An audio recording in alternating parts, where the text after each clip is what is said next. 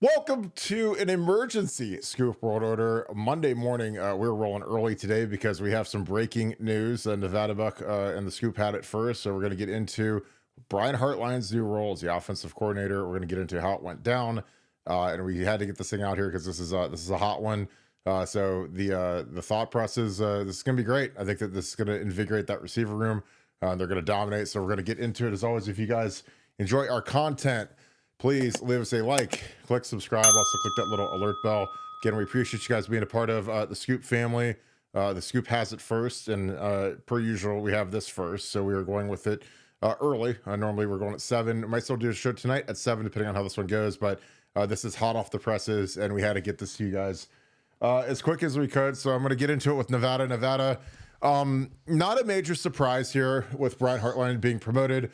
Billy Fessler promoted to quarterbacks coach. This is a huge deal for Jeremiah Smith, Carnell Tate, Brandon Ennis. Obviously, they're going to be thrilled with Brian getting getting his button and getting promoted to being the sole OC. Still we'll have to figure out who's going to be the O-line coach and what are the role responsibilities going to be for Keenan Bailey, who I'm sure will see some enhancements. But what are your thoughts? Again, this is something that you broke. So kind of go through how this went down, the details. So the floor is now yours. Well, yeah, Brian is going to be the next offensive coordinator for Ohio State. And what I think people have to remember is that Brian's kind of at a crossroads in his life right now. Brian's 38 years old, which, as hard as it is to believe, that's right about I mean, Brian might have been 39 or 38 and a half or whatever, but that's about the same age Ryan Day was when he took over as head coach for Ohio State. So Brian's not the young kid anymore. He's been here for a while. You've got NFL head coaches younger than Brian, and Brian realizes that he's got to have the responsibility of calling plays. He's not there. There've been a few notable guys that have moved from wide receiver coach to head coaching jobs, notably Dabo or Urban Meyer. But Urban went and cut his teeth at Bowling Green, and Brian doesn't really want to do that. He doesn't want to go to Akron and be a head coach and try to build a program. Brian's goal is to be the next head coach at the Ohio State University. And so, if you're trying to create a path for a subordinate on that, this is a logical step. This is a step where, if not now, Brian knows he's never going to get to call plays at Ohio State, and then you lose him. So the thinking is, here's your choice. It's a binary solution for you, or a binary decision rather. You can lose Brian Hartline and potentially have Jeremiah Smith, Brandon Ennis, Carnell Tate, follow him out the door, potentially in the second portal window. Absolutely could happen. Or you promote Brian Hartline, you keep your roster together, you keep your recruiting chops, and you have Ryan Day as kind of a backstop, as guide rails. You've got Billy Fessler Billy Fessler's been an OC in his own right, and so Billy Fessler they really like as the quarterbacks coach, and he can provide assistance to Brian as well. And then you've got Brian in there, and maybe with the assist from an offensive line coach who's got some experience as well. So that's the idea. They're going to take the training wheels off of Brian, hand him the offense. He's now recruiting wide receivers or talking to wide receivers, saying, "Hey, I'm now the offensive coordinator. So if you're ever worried about that, you're going to be seen in this offense or get your touches, or that we're not going to forget about you. Trust me, I'm the guy now in the whether we be in the booth or on the side calling the plays." So to me, it makes sense. Is it a perfect solution? No, but given the choice of losing Brian potentially or promoting Brian, I'm all for promoting Brian because who's to say he won't be great? And if you're ever going to do it, this is different. I would say people are going to want to use the Kerry Combs and say, "Hey, Kerry Combs came in, was an abject failure."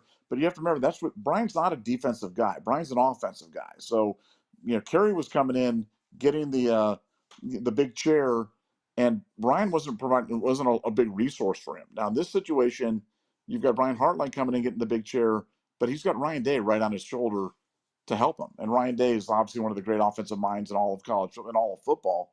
And so he can help him. He can help guide him. He can help make sure that he doesn't fall into the abyss.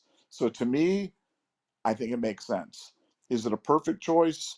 Not sure there is a perfect choice. Not sure there is a Chip Kelly or a Bill O'Brien out there available now. So for me, I'm excited about it. I'm excited about to see what he can do. I think it's going to be a new day for the OSU offense. But I think you need some continuity on your staff, especially when you're losing guys like this. So I think, to me, going internal makes a lot of sense, and I'm excited about it.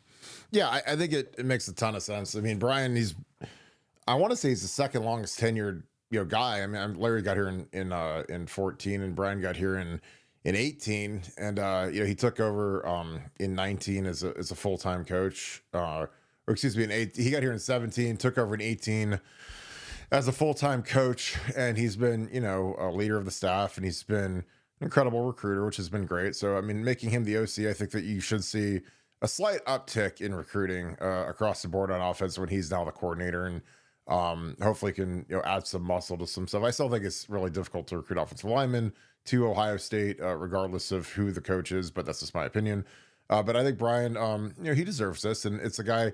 If you said, Kirk, what's the way that you could re-energize this new core that's young, and how do you excite your best players on offense? Because your best players on offense are Carnell Tate, Brandon Ennis, and Jeremiah Smith. So those three guys are going to be the ringleaders, the leaders of the team. They've played the most. So how do you invigorate them? Well, make their position coach the head guy. So then all of a sudden, your three werewolves that are out playing receiver are going to be, they're going to be out there for blood, trying to kill to make sure that their guy looks good. Because those guys all love Brian Hartline. And again, I get the reverence for, your position coach, and he gets a bump, but largely because of what you guys did, because of what JJ and Carnell and all, Mecca and all the guys, that kind of paved the way for Brian to move up this chart. Jackson Smith and Jigba, the whole crew. He was a Pro Bowler this year.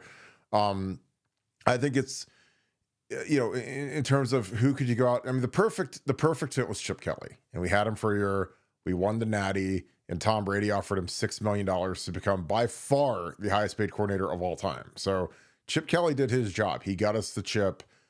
Chip brought us the chip. And again, I'm forever grateful that my eyes got to watch Chip Kelly's offense in the horseshoe for a year, which led to a national championship. So when he leaves and makes, probably a 3-year, $18 million deal with the Raiders, no hate here.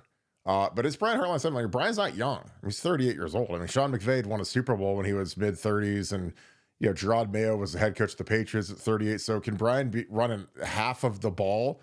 Yeah. I mean, he's got to, again, I talked to him, hell, it's been 3 years since I talked to him. And I said, you need to go call plays somewhere, and he's like, well, that's Ryan's gig. I was like, well, dude, it's going to be your gig. Like, if you want to be prolific, like Ryan Day would never have become the head coach at Ohio State if he wasn't a good play caller. If Chip Kelly didn't sell him to Urban Meyer and say, he's a very talented play caller, he sees the game well, can develop quarterbacks, blah, blah, blah.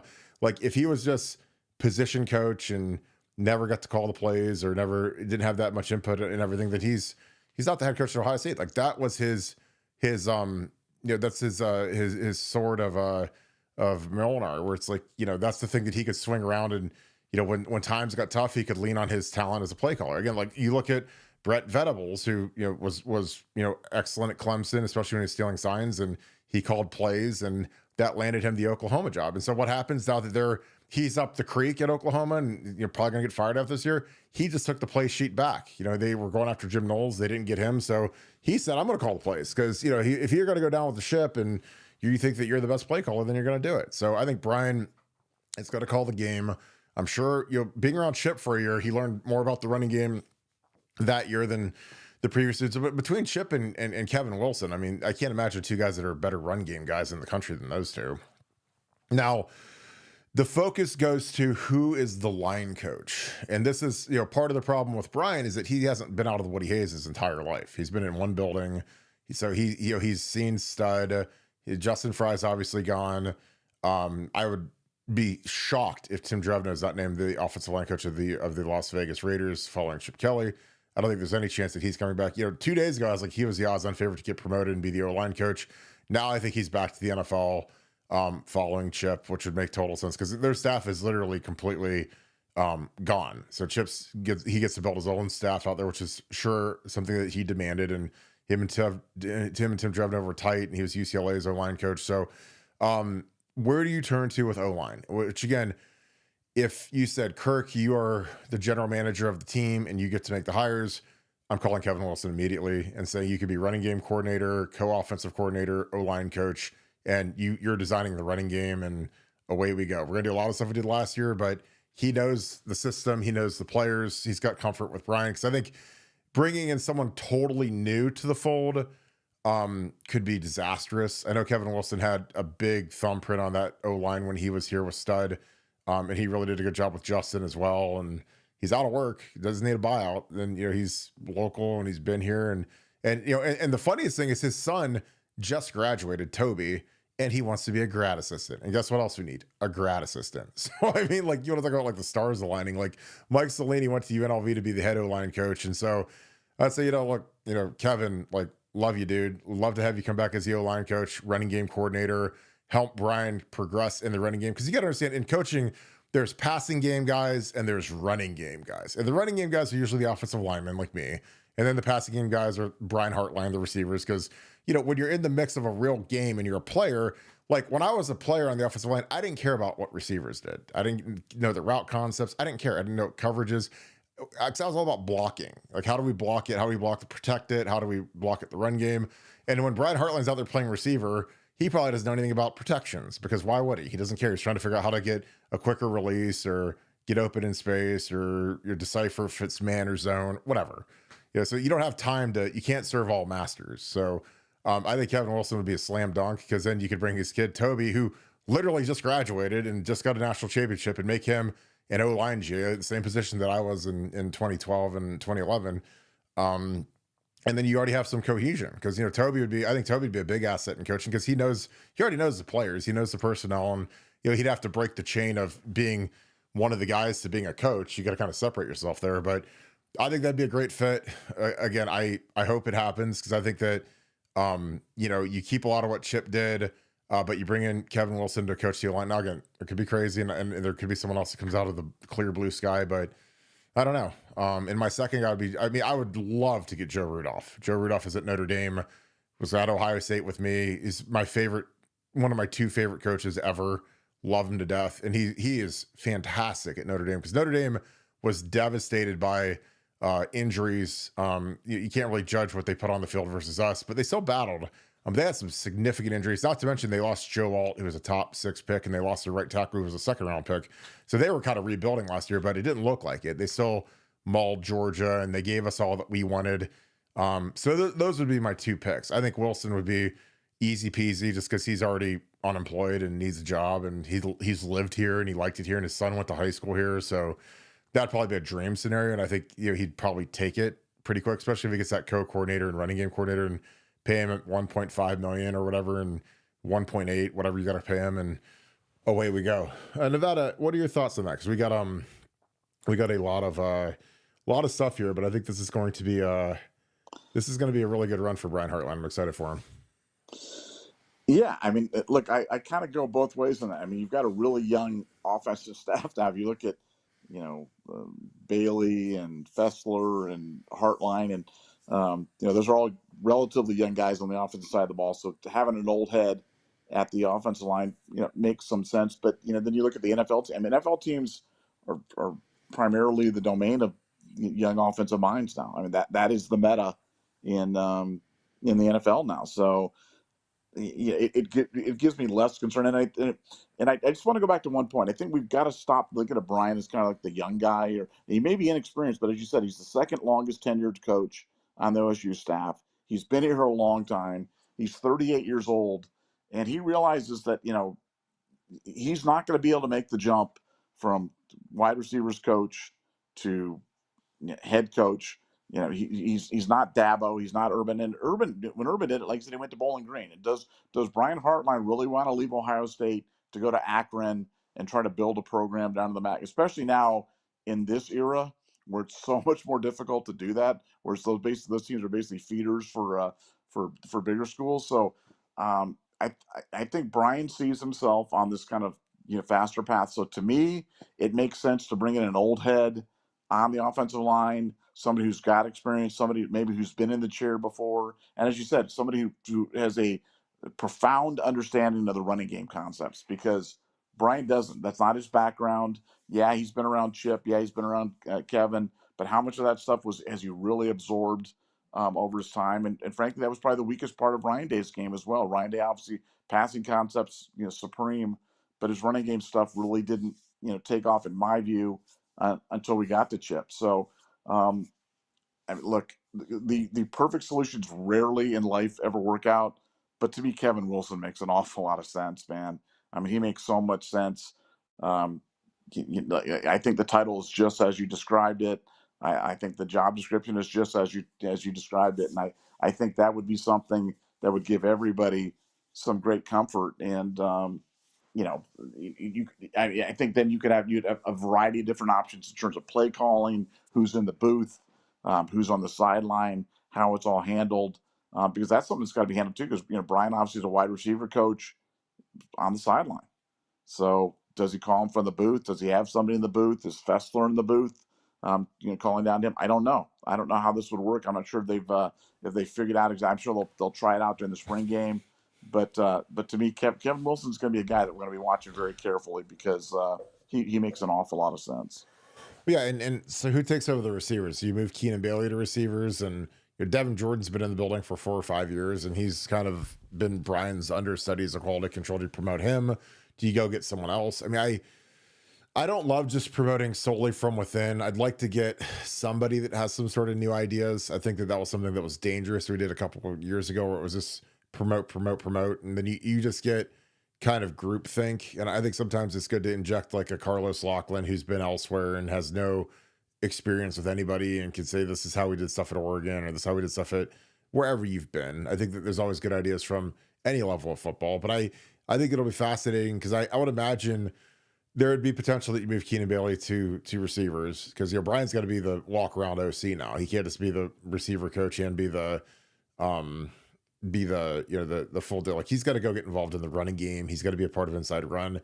So how do they handle that? And again, do you promote Devin? Do you bring in someone else? Do you make Kevin Wilson tight ends coach again, which is a little bit more of a because again, like there's a part of me that would say you put Wilson back with the tight ends and put Keenan at receivers, and then you go hire another line coach, and then Wilson can kind of be like a co-offensive line coach, but then he's also involved in the passing game, in case Brian has issues. Because again, when you're that line coach, you're not involved in the passing game at all. Which again, that was something that Jim Bowman was able to do well, but he had Daryl Hazel helping him, and he had Jim Tressel and Joe Daniels and a bunch of guys that were really, really good guys that he trusted to help with the passing game. But like with Ed Warner, it was like when they made him the line coach and the OC, those are the two hardest jobs on the team, to be the line coach and the offensive coordinator. So you can't have one guy do both when you could have two excellent people in each role. So it'll be fascinating. Again, I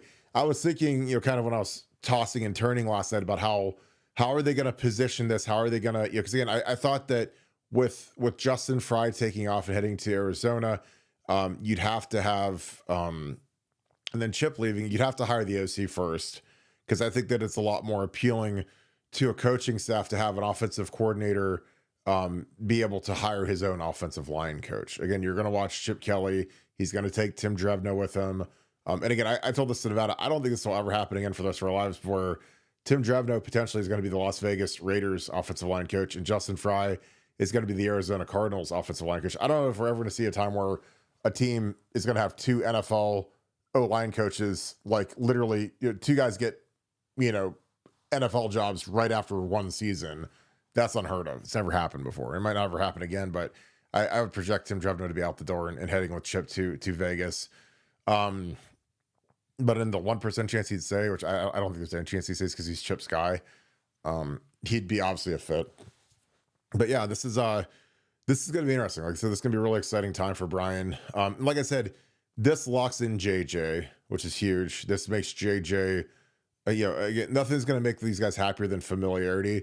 Because there's always that aspect when you deal with a coaching change of familiarity versus what's right, and I feel like that this is a good combination of both, where you've got the familiarity of Brian Hartline, so the system will stay the same, and the coaching will stay the same for the receivers, the skill guys. But he's also a guy that he's paid his dues. Again, he's literally 1 year younger than Liam Cohen, who is now the head coach of the Jacksonville Jaguars. He was in line to become the highest paid coordinator in the history of the NFL, a week ago. And then Shad Khan made him this insane offer to be the head coach of the Jags. So he's 1 year older than Brian. I mean, and Liam Cohen's a guy that, last year at this time, he was on the hot board of guys that Brian Day wanted to interview and was interested in. And when we didn't go in that direction, he was at Kentucky.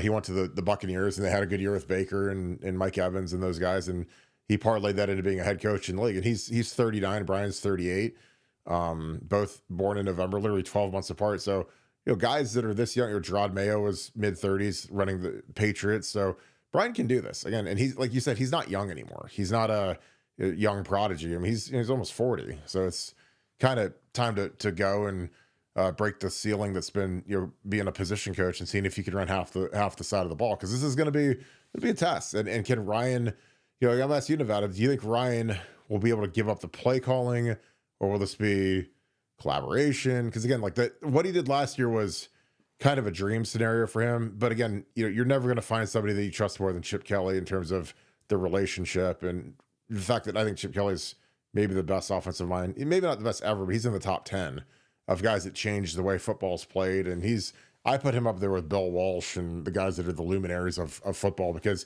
he really changed the game and how people prepare and play and how he sees the game. Like, he's genius level. And that's why I always said when people said Chip Kelly can't coach, I was like, well, why does Bill Belichick clinic with him to learn what he does? Why does Nick Saban clinic with him to learn what he does? It's because they think it's really good and they want to know why he does the stuff he does. So, again, sometimes it's not just me having an opinion that a guy's good. It's the fact that, well, what are the best defensive coaches in history think of him? Oh, they want to fly him out and have him talk. Okay, I get it. But what are your thoughts on the play calling aspect? Because that's something I don't think has been hammered out yet, unless you have different information or unless you know. What are your thoughts? Yeah, I don't know if it's been hammered out, but I think this has got to be a real move, because understand, Brian's auditioning to become the next head coach at Ohio State. I mean, and Ryan Day has probably only got 5 years left at Ohio State, 3 years, 7 years. I mean, when his kids get older, and Ryan has won multiple national championships at Ohio State, which he will. Ryan Day is going to leave Ohio State to go to the NFL. I mean, that is going to happen. That's not me being a big meanie or trying to rain on anybody's parade. I mean, that is what's going to happen. And so Brian Hartline, if he's successful, if he's good, if he's a good play caller, we don't know if he's going to be good, bad, indifferent, somewhere in between or whatever. But if he's good, then when Ryan Day leaves in 5 years, 7 years with 3 national championships, Brian Hartline's going to be on a very short list to be the next head coach at Ohio State. I mean, he would have to be. He would have been on staff, 15 years at that point in time? You'd be 45 years old, or 46 years old, and a successful offensive coordinator at Ohio State. I mean, who could be more credentialed than Brian Hartline to be the next head coach at Ohio State? And frankly, I think Brian has got the kind of charisma and kind of the look and kind of the feel that you want from a head coach. I mean, he is that guy, and I think it's a good fit. And does he need to grow up? So yeah, we all do from that time. But Brian's a guy that we've kind of seen grow up before our eyes, and I think sometimes that's harder for people to kind of let go of some of these preconceived notions. But Brian's not a young guy anymore. I think this is a real audition for him, and I think they've got to give him a real opportunity to call the plays, because we need to know what he's about. We need to know if he's up for this job. Because if he isn't, that's a data point as well. But if he is, then I think that makes him the chalk to become the next head coach at Ohio State. And I know that's always been Brian's dream. Yeah, and again, if it's he does great, and again, the hard part is Ryan's 44, 45 ish. So I mean, he ain't some spring chicken, but you have to be prepared for some NFL team to throw the Fort Knox at him, because like if he keeps winning and developing quarterbacks, then I mean, our offensive coordinator just got $6 million, which again, I don't know what the record was. Probably 3.5 ish for Liam, like whatever Liam Cohen got offered by the Bucs, 3.5, maybe 4. He just got $6 million to be the OC for the Raiders. What on earth would you offer Ryan Day if he keeps running off wins? God forbid he wins another national championship. What's he worth as a 46, 47-year-old guy who's rebuilt the program and made it this dominant force, and the staff he could bring? And again, like, you see guys like, if Liam Cohen can get $70 something million from the Jaguars. Like, what's Ryan Day worth? 150 million. I mean, my God, Liam Cohen's, I mean, he's OC. He's never been a head coach in his life. And these owners have so much money. And Shad Khan is, I mean, he's one of the probably 5 richest owners in the league, and he's Jacksonville's guy. But these guys literally, you know, they want to get it right. They want to have a quarterback developer. They want a guy that's a proven winner. And they want a guy that can relate to the players. And I think that was a deficiency of Urban.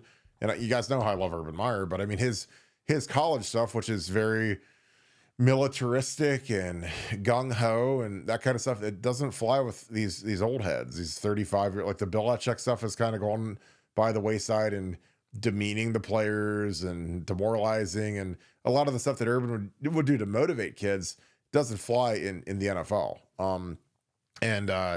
But Ryan, you know, with the way he's managed these kids and these new you know, the Gen Zs or whatever they are, it's been really good. I mean, again, he's got a handle on the portal. He's, you know, the thing about Ryan is he and his staff have figured out a way to master the new wilderness that is college football. Because this is the wilderness at this point. This is, you know, you're on the dark continent. There ain't no roads. There's no lights. There's animals trying to kill you. Like, that's what NIL is. That's what agents everywhere. That's what transfer portal instantly is. That's kids that can leave at a drop of a hat, and your roster getting poached. Like this, all that is terrifying, and it's hard to deal with. But Ryan has mastered it, and he built the best team in school history this year and won a title. And this team is pretty damn strong. And if, you know, Julian Saint gives us some quarterback play, we're going to be in really good shape. So if I'm an NFL owner and I'm looking around at who can build a program and build a franchise, I'd say, well, how about him? I mean, look at what he just built in this era where everyone else is running to the NFL and scurrying away. Like, Ryan just took it on head on and embraced it and built a magnificent program that's, you know, we're restocked. Like, we're gonna be good this year. Not as good as last year, but we're gonna be good. And again, I think that we got to, you know, we're favored to beat Texas. I know everyone's scared of Arch Manning, but like, we're 3.5 point favorites. I checked this morning. Yeah, because we still have JJ, we still have Caleb Downs, and I think our defensive hire is going to be really interesting to see what we do if we go with Tim Walton and Matt Guerrieri as co-DCs and figure out the rest of it, or do you bring in you know, Randy Bates? I mean, this is going to be fascinating because, you know, right now, like I said in the pre-show, there's, you know, Larry Johnson, James Laurinaitis, OG Walt, and Matt Guerrieri. Like, they're sitting in there, and obviously Jim Knowles took off, but that the rest of those guys are all there. And look, we just won the national championship and ran the #1 defense in the country. So when you bring in anybody else, they're not going to be anywhere near as proficient as they were last year. So why not promote us when we ran a system that was the best in the country? Now, obviously we had fantastic players, and I think Jim Knowles is the best defensive coordinator maybe in all of football after what he did last year. And I'm not going to denigrate him because he went to Penn State and got a $500,000 raise, but I thought he was spectacular last year, despite adversity and despite infighting and everything else. I thought he was damn good, and he got those kids to play hard, and they were really sound. And I don't know if we'll see a defense that good ever again. So I'm just saying, like, whoever we hire is probably not going to be as good as the defense that we had this past year. But we also lose like 80% of our snaps, of our talent. So that's another deficiency. Is we're gonna have a lot of guys that have played, but, you know, guys like Caden Curry. I mean, Caden Curry's a senior now. Kenyatta Jackson's a senior now. Like, we got some guys where it's, you know, if they want to keep playing football after this year, it's go time. There's no more Jack Sawyer and JT to carry the mail anymore. But like I said, I'm excited. This is a new day for Ohio State, and this is going to be I think a dominant run for this program. And, you know, like I said, Brian Hartline, you know, if you just, from the optics of inside that building, and especially that receiver room where you've got the big dogs like Ennis and Tate and JJ, this is going to be a big shot in the arm to them. Because I'm sure JJ, everyone saw the tweet where he had the broken heart and the no and the sad faces and everything else. But to promote Brian Hartline, these guys are going to want to go to war for Brian. And I think that bodes well for Ohio State. And I mean, you think that we threw the ball previously, man, when Ryan's called plays. Brian's calling it. I don't know if we'll ever run the ball. I mean, we might be Texas Tech after this first season, but with JJ, I'm good with it. Nevada, what are your thoughts? And we'll dig into some super chats. Well, yeah, I mean, let's face it. I mean, we don't want to be Chuck and Charlie, but our best players are wide receivers, and JJ is a I mean, once in a lifetime type of talent that we've never Yeah. seen before. We've had some great wide receivers at Ohio State, but we've never seen anything like J.J. Smith. So if you're telling me when's the time to really go to the pass, yeah, I'm okay with it being now. So yeah, and those guys, if you want to if you want to mend J.J.'s broken heart, hire Brian Hartline as the OC. That will mend J.J.'s broken heart. He'll get over Chip being gone in about a millisecond. Everybody will be fired up for the 2025 season. Yeah, and with Billy Fessler, like we've kind of haven't kind of glossed over. So he's a kid hired by Joe Moorhead, which is huge. He was at Ohio State as like a quality control ish role. GA, I don't know what he was like an underling. This is Joe Moorhead to Akron. I don't know if he was there for a year or if he was there, but he's a quality kid. He played at Penn State. But Chip hired him last year. Chip hired him in January to be his quarterbacks coach, which is it's really impressive.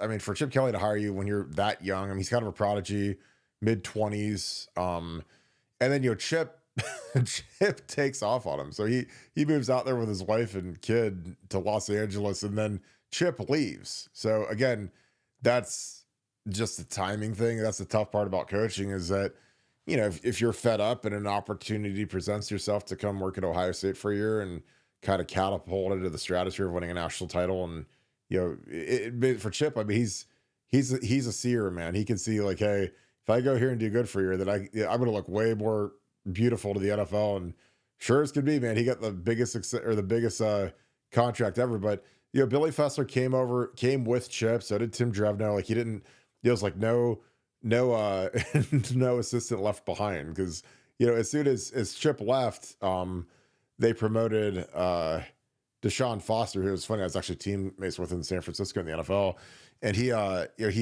didn't retain either of them. So those guys were kind of two guys that were left homeless because Chip left. But Ryan was smart enough to bring him along and give him roles in the program. And again, that's the good thing about what we've been doing, where we've got this infinite coaching rule now, so you can get that bullpen ready to go. So your quarterback coach is already in the building. You don't have to go outside. And Ryan's been good. But the Mike Yurcich thing, I think, was something that caused him a little bit of heartache when he hired him as his OC in 19 for that 1 year. And then he moved on from him after a year and he went to Texas. I don't think Ryan had any tears about that. And, Ryan wants it done his way, which again, when you're as good as of a quarterback coach as Ryan is, like, I get it. I mean, trust me, if you're the best quarterback coach in the country and someone has different ideas on how he wants to do things, then there's going to be a problem. And I mean, and I get it. So, like getting a line guy in here that's got good running game concepts and can help out in the running game, it's going to be critical. And again, Kevin Wilson just makes so much sense, especially with Toby wanting to get into coaching. And I mean, hell, he's already here. So, I mean, it's like he already knows he knows the whole offense. Like, I think Toby would be a great GA. So, again, in my hopes of hopes, I hope that Brian Hartline and those guys reach out to Wilson, make him the tight ends coach, move Keenan Bailey to receivers, and then figure out line, or make Wilson the line coach. Again, it's kind of whatever he wants to do, and how much input he wants to have it as like a co-coordinator, ceding the power to Brian Hartline. All right, Nevada, we have a ton of super chats pouring in, so we'll get into these right now. Any thoughts before we dig into these? Well, my thought is that they're testing like some fire alarm thing here, so I'm gonna put on mute. Do you hear that in the background? Yeah, I think it's because the message board is so hot that there's steam coming out of your computer. The BuckeyeScoop.com message board is on fire, and all the other boards are like, is this real? I was like, yeah, guys, we're not doing a midday podcast that we've never done before if this isn't 1,000,000% confirmed. So, yeah. Because what? Scoop had it first, baby. Scoop had it first. The fire alarm is on, so I'm going to mute until this thing goes Scoop off. had it first, and the Great Fire of California had it second. Right, exactly. That's what I'm worried that there's flames at my back door. I'm going to go check, grab the animals, jump in the car while I'm podcasting. Nevada's going to be on fire in the middle of the podcast. Like that's how on point he's been with his inside information. Is that literally like his house is burning down because it's like, look at my phone. Yeah, your phone just caught on fire because there's so many text messages coming through right now. Oh, all right, let's get into these super chats. Chuck Chip Scoochie, thanks for the deuce. Someone wasn't coming in with their own playbook. Yeah, I agree. I mean, that's something that when you've got a system and an offense that's been Ryan Day's, like you're not going to change Ryan Day's playbook. You're not going to change the verbiage. You can add to it. Excuse me, but Chip Kelly adapted to what Ryan did and added his own running game stuff and wildly successful. Fantastic. So I think that it's something that, you're going to have this ordeal where you're going to have really, really good players. And again, if you can keep the terminology the same for JJ and for Ennis and Tate and make their lives easy so that they can keep learning the next degree of the offense and keep everything where they're not learning all new team. Because again, you can learn a new playbook. Like I don't have any doubts that these guys can learn new playbooks, but if you don't have to, it's way better. And this is coming from a guy like my rookie year in the NFL was on 4 teams, so I was learning a new playbook every month, and it sucks. It's like moving from like before Babelfish and Google Translate. It would be like moving from like China to Russia to France to Afghanistan and not knowing the languages at all and trying to learn them and every month having to move and learn a new one. Like it's just not fun. So again, I'm excited that there's going to be that cohesion there. And again, I think that this will be anytime you can do something to make your best player or the best player in the country excited, like JJ, I'm all for it. I think it's going to be great. And I think that JJ is going to ball out and potentially win the Heisman. Cause I think he's going to be so juice up and Brian Hartline is going to feed the beast, man. That kid's going to have probably 200 targets this season. So it'll be fun to watch JJ's stat lines every week. Cause he's going to be a stat producing Jesse. Let me tell you, it's going to be something else. All right. BW, thanks for the 5. Thanks for an ultra member as well. Nervous about Brian Hartline scheming and getting this offense going. What are your thoughts? Well, I mean, Brian's been here for 9 years. I mean, Brian already does third downs. Like when you're the wide receiver coach, you do the third down passing. I'm sure that, like you have to understand when you're doing scheming, Brian's already been doing the third down passing game for years. I mean, Zach Smith used to do it when I was working with him. There's always like the O-line coach and the running backs coach will get together and work on the running game. The passing game guys, which is mostly the quarterback coach and the receiver coach, they'll get together and they'll do different aspects of the passing. One will do first down, second down, play action, and then like the receiver coach will take third down, red zone. Like everyone gets like little roles of like little pieces of homework to do every week. So you don't have like one guy doing everything when you've got 5-6 guys in there. Not to mention you have all these extra coaches now that we never used to have that are on the field coaches. So I think it'll be kind of the same. Brian might pick up a little bit of work, but there's talented guys in there. I mean, you move Keenan, if Keenan goes to receivers or receives the tight ends, like he's capable. I mean, again, you've got a lot of guys that have been in the program for a long time. Keenan Bailey's been there for like 10 years now. So he knows the offense like the back of his hand, and I'm sure he's been additive in scheming stuff. And he's not level Chip Kelly, but that's why you go get a guy like Kevin Wilson who can scheme the running game up and help out there. I mean, you got to get a guy who's a stone cold running game guy to be the O-line coach, and he's got to be the running game coordinator. And he's got, I don't know, like Justin Fry was very much that. Chip Kelly was very much that. That was the beauty of having those two come together again, is that, Justin was working for Chip Kelly when Ryan hired him. And all of a sudden it's just like, they got back together at Ohio State and there was that cohesion because Justin knew what Chip liked and it was easy to execute. And they kind of, once you're with a certain coach and you kind of know what he likes, you think on that same wavelength. Like when I worked with Urban, it was way different than working with Tress in terms of what they, kind of gravitated to in the play calling realm. So super excited though. Like I said, this will be interesting. And again, it just depends on this O-line deal. And I think that a guy that's got that heavy run game coordinator-ish type deal, a guy like Wilson's perfect because he's coordinated at Oklahoma, he's coordinated at Ohio State. Really, really, really good running game guy. Again, I don't want to say it's a perfect fit, but it's a perfect fit. Nevada, any thoughts? If you're still there, if you have not burned to the ground. BW, thank you for being an ultra member. Thanks for the 5. Nevada, are you nervous about Brad Hartline scheming and getting this offense going? Your thoughts? Sounds like your fire alarm is not going off anymore. Yeah, no, and interesting. That was like the community fire alarm. That wasn't like the Nevadabuck fire alarm. That was like the community one. Like they have like. Do you think Jerry makes out there with a torch and he's just dropping it? Like he's got the grass and he has the thing of gasoline going around there.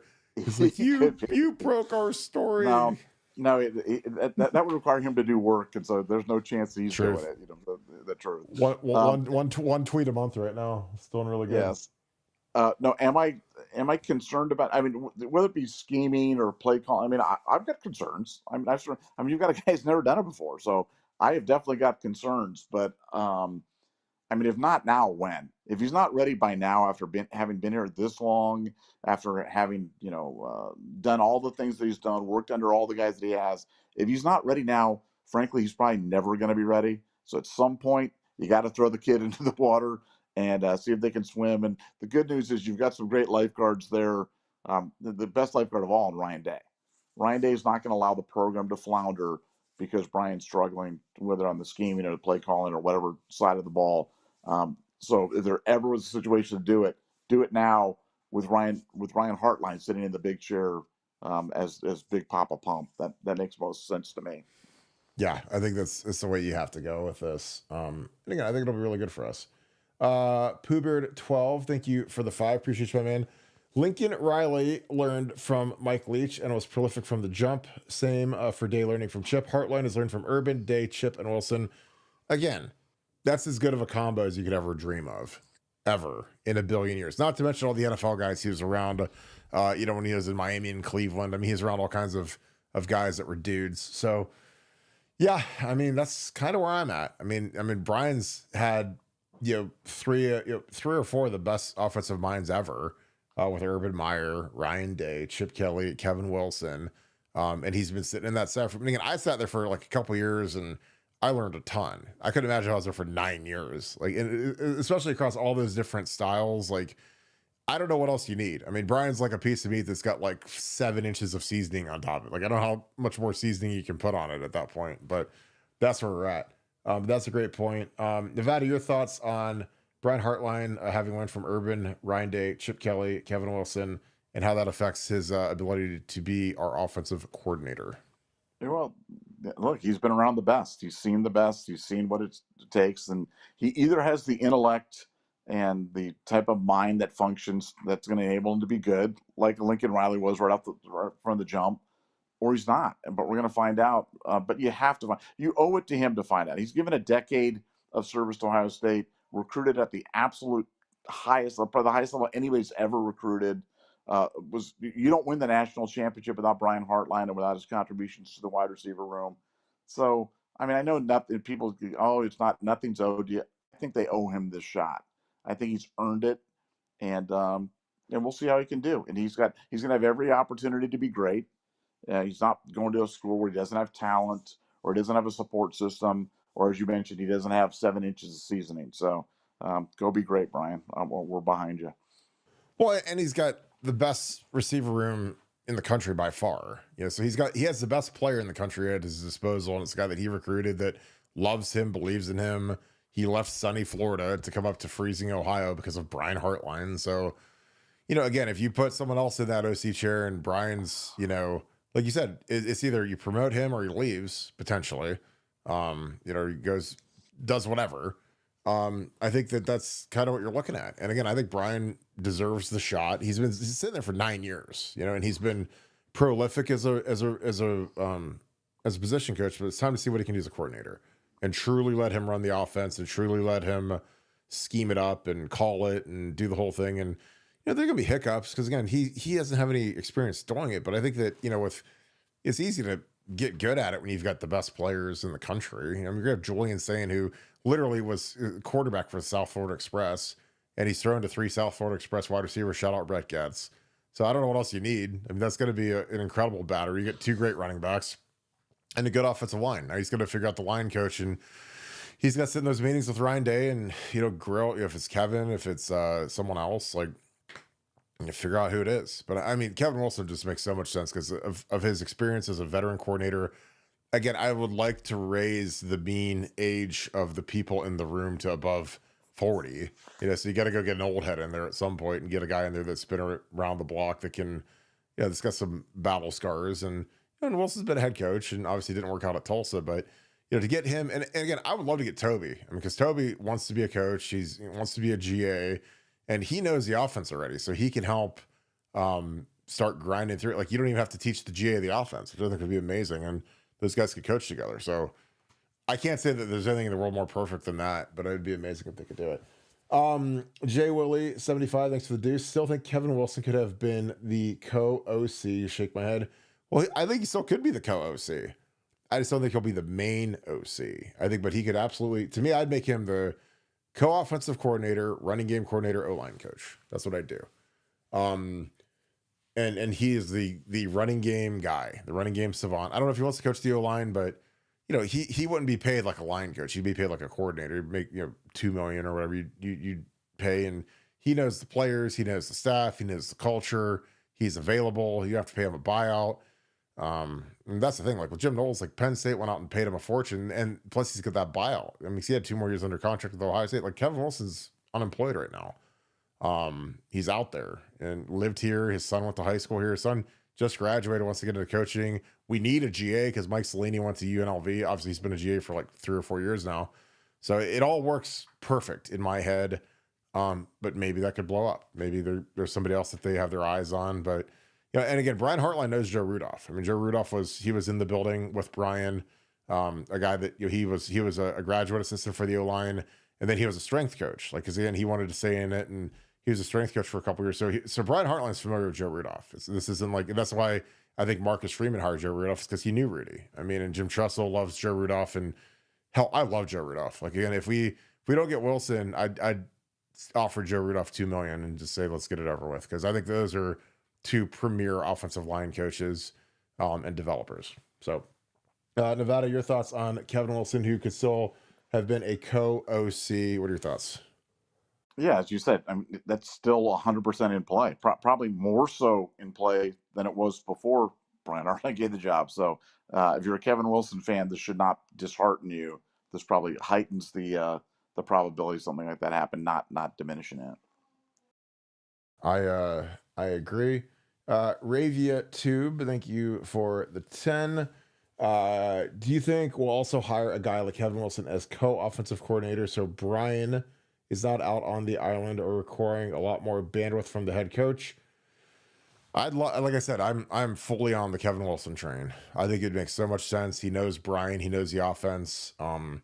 Again, as much symmetry as you can already have together, I think it makes a ton of sense. I think it's great for the program to have a guy that has been in it. He knows the culture, and his kid, like I said, his kid is part of the brotherhood. His kid just graduated from there, and respected, great kid. So it all lines up for me. Like I said, if I ran the show and Kevin Wilson was interested in coming in as the co-coordinator and running game coordinator, I would send him the contract tonight and say, you start tomorrow. You probably saw his thumbprint thing at the Woody turned on. So that's where I'd be at. Because again, because the flip is you bring in somebody that you don't know, it has to learn everything. And again, there's nothing wrong with that. I mean, that happens. But I like when things match up and it makes sense.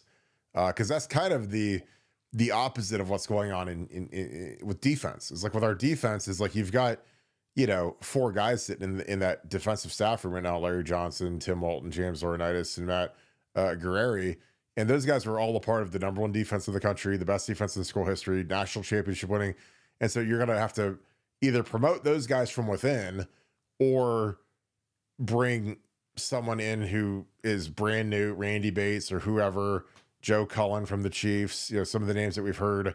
And then he's going to have to sell what he does to those guys. And there's, like I said, there's that part of his human nature. It's like, well, hell, we were number 1 in the country last year, so why should we listen to you? Well, I'm making $3 million, and my door says defensive coordinator. So this is what we're going to change, and this is what we're going to do. And how much do you change versus what we did last year that was really effective? So that's the difference. It'd be different if like Jeff Halfley was sitting out there as a free agent and he ran a similar, no one runs what Jim Knowles runs, but if it was similar to what Jim Knowles ran and he was a free agent, you could bring him in here, and he had great success last time he was here. And you could say, okay, that's like what it's like with Wilson.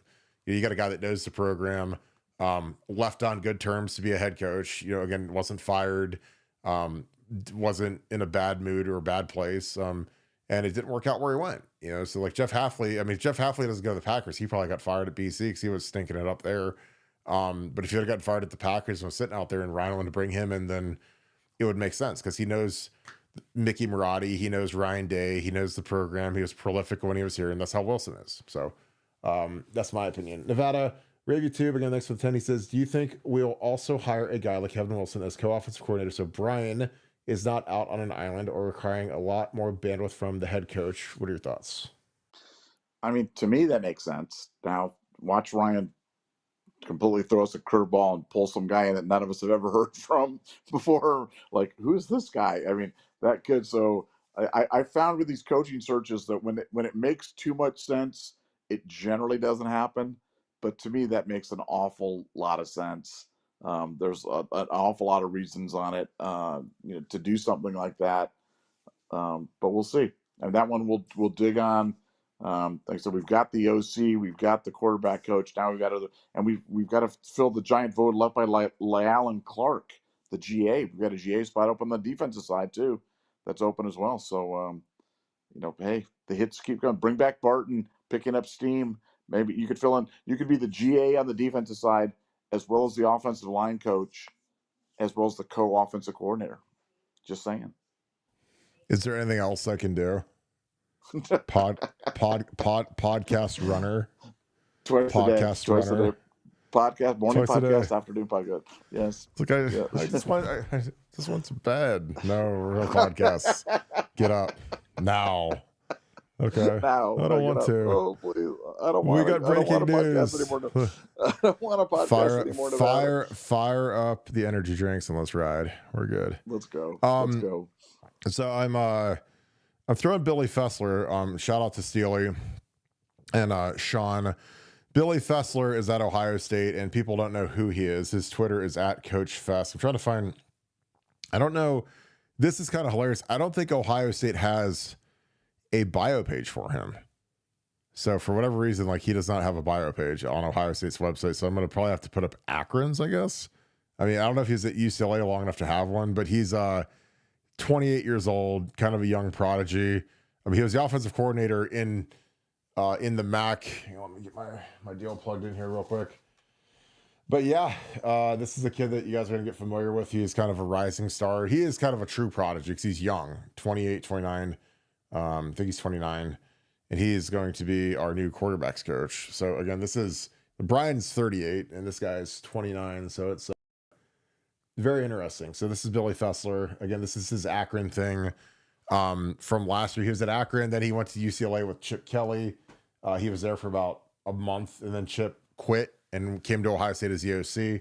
And then Billy Fessler has been on staff. He was at Ohio State prior to Akron. And then was at Akron, I think, for a year with Joe Moorhead, again, who's a great offensive mind and thought enough of this kid to make him a very young offensive coordinator, 26, 27 years old. Went to UCLA last year. Again, Chip Kelly, he gets out there and Chip Kelly quits like a month after he moves to Los Angeles, and he followed Chip to be like a quality control coach or whatever at Ohio State, where he could still be an on-the-field coach. Again, that's the beauty about the way that coaching's done now, is that there's no limits. So it wasn't like he was standing there holding a clipboard like back in the day. He was actively coaching. And again, these guys think enough of him to be a very young offensive coordinator in the MAC, and then offensive coordinator at UCLA. And now he's going to be our quarterbacks coach at Ohio State. I don't know if we'll have any other titles, but very young. Again, he was at Ohio State after being at Slippery Rock. He played at Penn State from 14 to 18. Was at Mississippi State, he's at Ohio State for a couple years. So he is climbing the ladder quick. Was named 30 under 30 for 247 Sports. So, he's well thought of and is climbing the ladder quickly. I'm sure he'll be a guy that'll be an offensive coordinator at a major program soon. But again, Ryan Day, getting the nod to be the quarterbacks coach at Ohio State is no small thing. And if Ryan Day is going to name a guy a quarterbacks coach, I trust him. And again, Chip Kelly did it last year at UCLA. So this isn't like, he just happens to be sitting in the Woody Hayes and he's like sitting in the hot tub and Ryan walks past and say, you know what? You look like a quarterbacks coach. Like, this is a guy who's been vetted. Again, he got hired by Joe Moorhead to be the offensive coordinator, who's a fantastic offensive mind. He got Chip Kelly named him offensive coordinator and quarterbacks coach at UCLA. And then he was in the bullpen this past year for us. And he'd been at Ohio State for years. So good hire. And again, if Ryan hires you as a quarterbacks coach, then you've got to be damn good. Like, he's not just going to hire you because you're sitting around the Woody Hayes and, you need something to do. We'll give you the biggest job in the entire building, coaching the quarterback. So yeah, Nevada, there's my little diatribe because I think a lot of people just had no idea who this kid was, but he is now our quarterbacks coach. So again, shout that out. All right. Jim Corey, thanks for the 5. Well, yeah. I mean, the Billy Fessler thing. I was just saying the Billy Fessler thing isn't a throw. It's not some like just honorarium. No, they really like him a lot. So and again, we're not trying to sell you a Billy. We're just telling you they like Fessler. They really believe Fessler is a future star in the business. Now, maybe they're right, maybe they're wrong, but remember us saying this because they like him a lot, and they're excited about it. So as a fan, I really think you should be excited about it as well because they like Fessler an awful lot. Yeah, I agree. Jim Corey, thank you for the 5. It has to be now or never for Brian Hartline, right? Scoop had it first. Love the show. Thank you, Kirk in Nevada. Love it to you, Jim. Appreciate you, brother. Yeah, this was Nevadabuck fastball right down the middle, early, bright and early. It's like, I got this. And again, it's on our message board first, guys. If you guys really want it first, you got to join BuckeyeScoop.com. It's been up there for a few hours and humongous thread already. Tons of responses. It'll be one of those 30,000 view threads that we have that are monsters. And yeah, but this is what we do. And we appreciate you guys. Nevada, Jim, again, thanks for the 5. He says it has to be now or never for Brian Hartline, right? Scoop had it first. Love the show. Thank you, Kirk and Nevada. What are your thoughts, Nevada? Yeah, just thanks for the nice compliment. And yeah, it is. It's now or never with Brian. If it's not now, you're never going to do it. I mean, there's never a better time to do it than now. You're coming off a national championship. So if you've ever got any equity with the fans, it's now. You've got Ryan Day in place. They really like Fessler a lot. Your best players are wide receivers who Brian recruited. If you're not going to do it now, you're never going to do it. And Brian knows that. I think, to me, it was a no-brainer. Yeah. Jay Willie 75. Thanks for the deuce. How many Buckeye players watch this show? It's a great question. I mean, I know that players and parents love this show. We get a lot of compliments from the players. Get a ton from the parents because the parents say you guys are the fairest, the most accurate. You guys know exactly what's going on here. A lot of these parents with the modern roster, they don't live here, so they don't get to go watch practice. And we have people that are at every practice, so we always get kind of good intel on what's going on. And we don't do anything that's going to hurt the team, but we have a pretty good idea what game plans are going to look like when we go forward. But I've gotten some great compliments. I've met parents just out and about randomly, and they'll introduce themselves, come over and say, man, I love your show and I appreciate all the hard work and I appreciate how good you are to the kids. And again, like, we're not on here to, again, I was a player and I know what the media can do to current players and coaches. And, we're exceptionally positive, and again, we try to be fair and accurate, and that's what we do. Again, that's our thing. And I've heard that from players. Like, I mean, I have, folks that'll reach out to me after games and say, as soon as they are done with the games, they flick on our post-game show.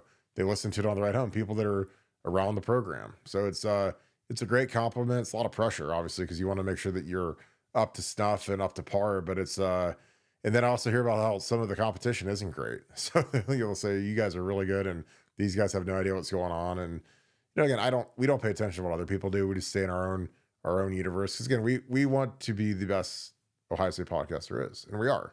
Look at the numbers. I mean, it's not being, it's not bragging when you look at what we do versus what everybody else does. So again, but we put a lot of pride into what we do, and we break stuff, and that's our thing. Is we have it first. Scoop had it first, and Nevadabuck had this first, and it's a good day for us. Nevada, your thoughts on how many Buckeye players watch the show? Appreciate you, Jay Willie.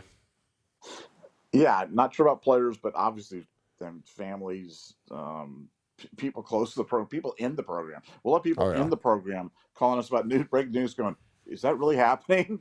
I mean, that stuff that happens way more than you would believe.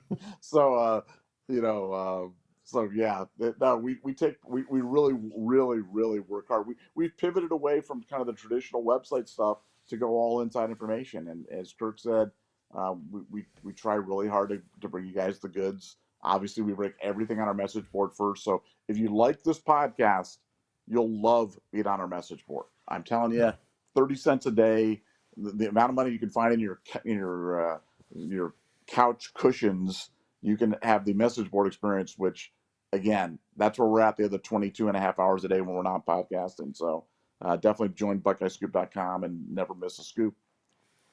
And what would be even better is if the Nevadabuck's house truly burns down, you could go to the husk of his old couch and dig out the Oh my change in his gosh. couch. You know, Yeah, there's probably a you lot find of change in there, but all those quarters and nickels and the nickels that he hands to the DoorDash driver when he drops off his flight. gold, His gold coffee. doubloons. You could find gold his, doubloons in there, something like his gold bullion he's got in the that. couch. He's like blue. He's like Blackbeard floating around. Perry Ellison, thanks for the deuce. Can Brian diagnose the defense scheme and attack weaknesses? Yeah, especially passing game. He already does it. Again, when you got different positions, they all have kind of disciplines. If you're like, and again, I don't know how Ryan divides it up, but say you give the running backs coach first down run and goal line run, and you give the O-line coach kind of his little, you divvy everything up. Receiver coach usually has red zone, third down. Obviously, third down is a huge passing down. Quarterbacks coach takes a piece. Again, they can split it up however they want. And then they collaborate. It's not just this is it. This is what I think. They can all add stuff to it. But that's kind of out in general. So Brian's been doing it for a long time. And again, now he got to do it when the bullets are live. Because again, it's one thing to call plays in practice. It's another thing when you're calling them against Texas. Big noon kickoff, and it's 1 versus 2 in the country. And that's going to be the same for the new DC. If it's Randy Bates, or if it's Matt Gary, or if it's Tim Walton, or if it's Joe Cullen, or whoever. I mean, those are guys that they got to see how they do when the bullets are flying versus Texas. So can't find out until it's real, and it'll be exciting to see. Nevada, your thoughts? Can Brian Hartline diagnose a defense scheme and attack weaknesses? What are your thoughts? We're gonna find out. I don't know. I don't know. I mean, it's I really think it's unknowable. You mentioned all the stuff that he has done, but that's a lot of stuff that he hasn't done yet, and we're gonna all find out together. So I'm rooting for him. I'm optimistic, but I honestly don't know. Well, and I think that's the thing is you're never ready. I mean, that's like the old adage in business or anything else in life. Like, you're never ready. So I mean, you got to go. Eventually, you just have to go jump off the cliff and see if you can land in the water, or if you're gonna hit the rocks, because that's what it's like. Because like I said, you got about 7 inches of seasoning on them right now. You keep getting the seasoning and sitting in the room with Kevin Wilson and with Chip Kelly and with Urban Meyer and Ryan Day and every other luminary. Mike, I mean, he's probably had 10 different coaches sitting in that room. Mike Yursich, he was there for that. I mean, eventually, like, it's, you got to figure out if you can do it or not. And nobody's ever, like, I mean, was Ryan Day really ready to be a head coach when he got promoted? Hell no. But he took it and he figured it out, and he's had some colossal screw ups along the way with game management, and losses, and recruiting, and everything else. But hell, he's developed into a guy that just won a national championship, and he's got a higher upside than probably the next 10 coaches that are trailing him combined. So, again, was Ryan Day ready for it? No. Was Urban? I mean, you're never ready until you go prove if you can do it. And again, if he can't do it, guess what? We'll get somebody else. That's how it works around Ohio State. At Ohio State and every other major program, at every football program, every high school, NFL, like, you rent the whistle, you rent the polo, and you don't have that thing forever. That's how it works. Doesn't matter if you're Jim Tressel, Urban Meyer, Woody Hayes, Paul Brown, Ryan Day, everything's temporary, and again, you got to do the best you can for as long as you can. And then you either go up the ladder and you become the head coach, which Brian Hartline could become, or you move on. And again, that's just the way, that's how football is, so I think he'll do well. But again, it's going to be on Julian Sayin, man. I mean, Julian Sayin is going to be the key to this entire team. So if Julian, because again, we screamed and kicked and yelled for the entire season about how damn good Will Howard was, and how I couldn't believe that Will Howard was not invited to the Heisman ceremony, and how Will Howard is, I don't know how he's not a first round pick, because the kid did everything right. Great leader, unflappable, precision arm, great athlete, players loved him, unquestioned leader. He did everything, and people still didn't believe it or didn't like it, or I don't know what it was. I don't know if it's because ESPN didn't have him rated as the top 5 quarterback or what it was, but Julian Sain's got humongous shoes to fill, but he's got JJ Smith, he's got Ennis, he's got Tate, got a big O line that's gonna be really good with a lot of veterans returning. So he's not in some barren wasteland. He's got the best infrastructure in college football, with Ryan Day at the helm. So he's set up for success. So I'll be excited to see what he can do. JG, thanks for the deuce. Will Brian Hartline remain the wide receiver coach as well? That remains to be seen. I'm sure obviously he'll have a heavy influence there, but if I was running the show, I'd say no. I'd say he has to go be a walk around coordinator and truly be like what Chip was. I mean, Chip was quarterbacks coach and moving around.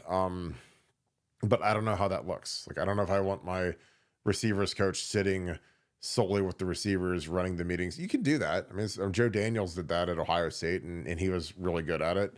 But I would want Brian to really have a tight relationship with Julian Sand, because you got to be in that quarterback meeting room as much as you can. So does that mean Keenan Bailey? Does that mean Devin Jordan? Or maybe Brian stays in the receiver room. I don't know. But I mean, Brian also have a heavy hand on that receiver room. He's not going to just leave those guys to chance, because they all came here to play for him. But I think that he's got to be active in the running game. He's got to be active.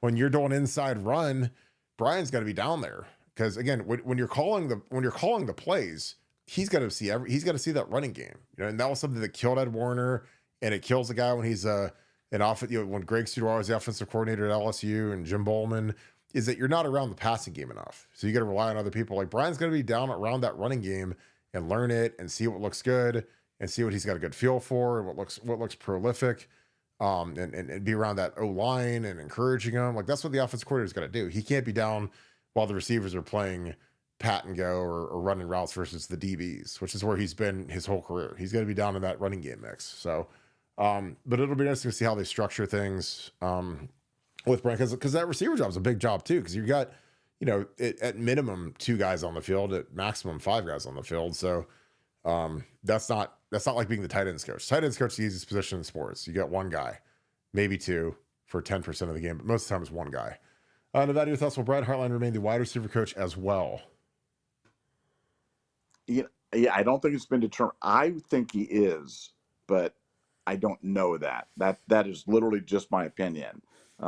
So I don't know if that's been decided yet. I don't have that. But if you ask Nevadabuck, gun to my head, your guess, and this is just a guess, I'd say yes. But I reserve the right to change my mind, because that could be completely wrong. So we'll see. Yeah.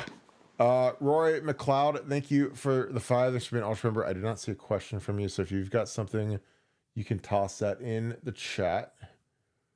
All right, Nevada, I got an hour in. It flew by.